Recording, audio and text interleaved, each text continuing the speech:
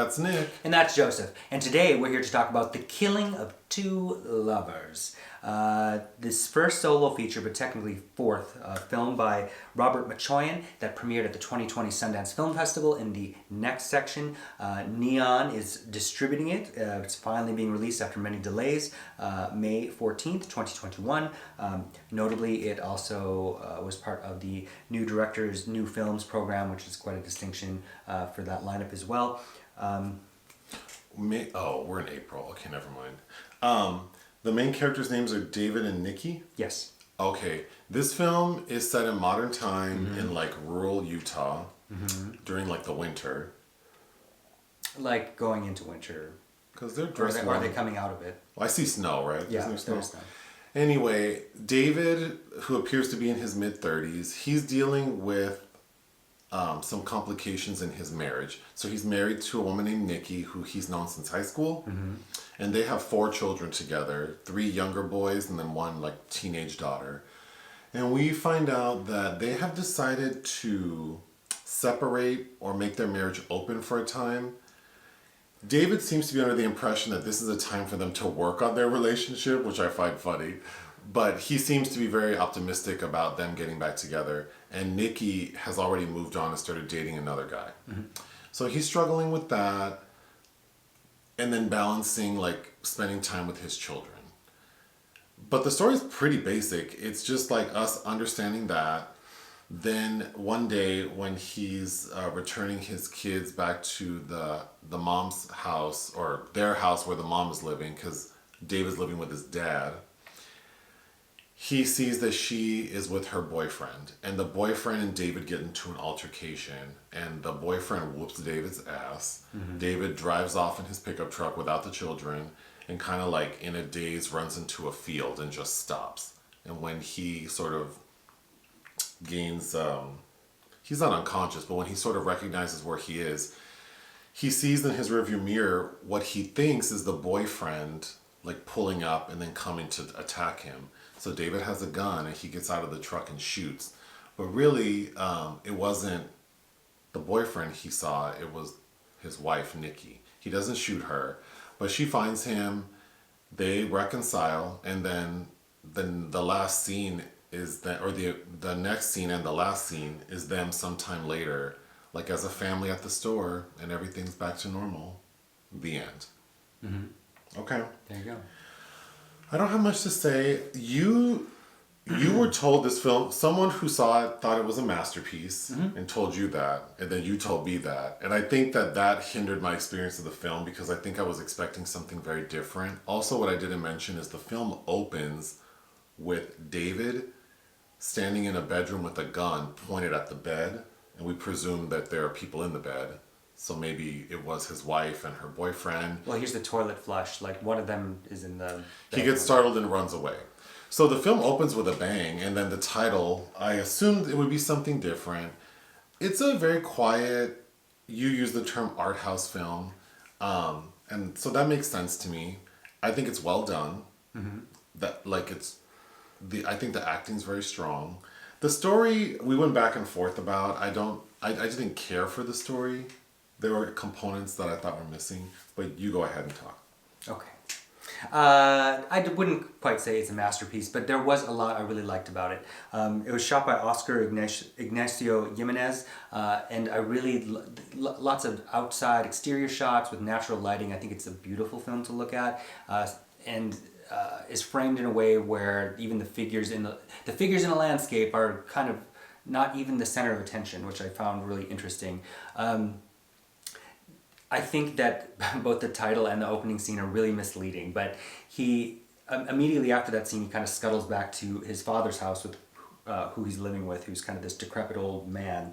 And I had just recently read Jim Thompson's A Swell-Looking Babe, and automatically all the bells and whistles in my head are going off about the stage that's going to be set for this, what I thought would be a genre film, and it's not. But I don't mind being misled in that way. If anything, it feels a lot like We the Animals, which I don't believe you saw, but was about, also a Sundance film, about a toxic relationship where there are a bunch of kids involved, but it's kind of from the kids' perspective. So you hear things happening in the background, but you're not quite sure about what's going on. That said, Clayne Crawford, I think, is really does a really fine job as this kind of sensitive, patriarchal figure that just wants to be with his kids and believes that he is. You know, when I couldn't think of who I thought he looked like, I think it's Michael Shannon. He's a little sure. Okay, maybe it's the facial hair because he looks a little crazy. Anyway, there's kind of a gender reversal in the roles in their relationship that is made clear. His scenes with Nikki, played by Sepideh Moafi, who's from the L Word Generation Q and the Deuce. It's kind of hinted at that he was the breadwinner, but she kind of was wearing the pants, I think. I liked all of his scenes with the kids. They're bonding over Mitch Hedberg, the comedian, and the way he jokes around with them feels very authentic. Oh, and going back to the outside sequences, it felt a lot like early Malick in a way to me, maybe like Days of Heaven, where there's this toxic relationship where we're all really kind of unsure, including some of the characters themselves, about who means what to whom. There's a scene where he sings a song to her, a cappella, because he's also he wants to be a musician, and I really liked it's very intimate close-up, but kind of from the back, and it looked just like an album cover from some 1970s country western singer. You had a problem with the construction of David. You thought he seemed too sensitive and sweet, and I think I needed a little bit more to understand. Like, he seems very like an excellent communicator, sensitive to not only his wife but his children. But then he seems to have some demons because he's easily like agitated and seems to have a propensity for violence. I mean, he's carrying around this gun like he wants to use it, and the opening scene. So I don't need it spelled out for me that he has issues. Like, I can see he has issues, but I think when we consider that he seemed very open to the idea of his wife seeing other people, and he's trying to encourage her, like, I understand, I just want you to communicate with me. I guess I want to know, like, what happened that she's just like, nah, I'm gonna throw away all this, and this man who seems like reasonable. Well, I think it's a really great opening scene. However, I think we needed to either circle back or really start somewhere else, knowing how they got to where they are. Because without that, it makes her seem like this cold-hearted snake. Like because in the interactions we do get to see with her, she's kind of an unformed character. So we're supplanting a lot of our own thoughts and ideas onto her. Right, it seemed, yeah. Because she is saying, they're going on a date night. It's very clear in his communication with her that they're working on the relationship, and it's also very clear to us that she's not be on the same page. Yeah. I think it's unfair because she does seem kind of cold-hearted, but as the audience, it's like, well, obviously she's also presented as an intelligent person, so it's like she clearly has made this decision with a lot of thought. But then I'm just begging to know, like, well, what happened? Like, what's going on that she's willing to, like. Because he seems perfect, really, to anybody that's looking for a sensitive man of that ilk in that region, I would assume. There's a really good scene where he's also shown looking for work, and he's talking to this woman, this member of the community, asking about her own marriage. She's a widow, and she talks like, he asked if they were in love, and she said feelings, they move in and they move out. They sure do. What? Oh boy.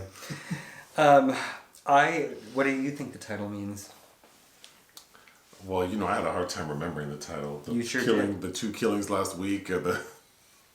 Well, now I'm influenced by what you said earlier, which made sense to me, that it's sort of like the killing of 2 lovers, and like their passion. The passion they had in their relationship, and now they're just a married couple. Mm-hmm. So what we see at the very end is just like these 2 married people coexisting and raising a family. Yeah, there are the lovers. But the passion they had has been murdered. I think this movie's about kind of the writing on the wall in a lot of ways. And it's funny watching, to me, straight people and the struggles they go through with these rules that they feel they have to adhere to. Because I want to feel like if I were their friends, I'd have tips for them.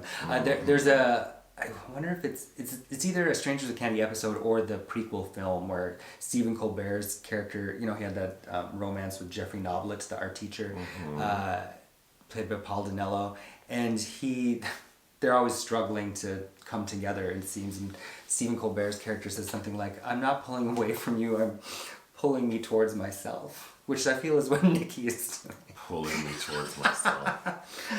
What else you got here? That's about it. I think if you're expecting a kind of a heavy genre explosion, you're going to be disappointed. But if you kind of sit back and go with it, I think there's a lot here to really admire. As I said, Machoian has co-directed 3 previous films. This is the first one, narrative feature on his own. I think it's really impressive, and I would definitely be interested in anything forthcoming from him. What would you give this film? 3.5 out of 5. I would give it 3.5 out of 5. Okay. It's well done. It was a little dry. There are very long sequences, and at 85 minutes, arguably, it does feel like it might be even a little longer than that. But with the performances and the kind of the pristine beauty, if you will, I did like it. I mean, I'm tired talking about it. Okay, we can be done. Yeah. All right. Bye. Bye.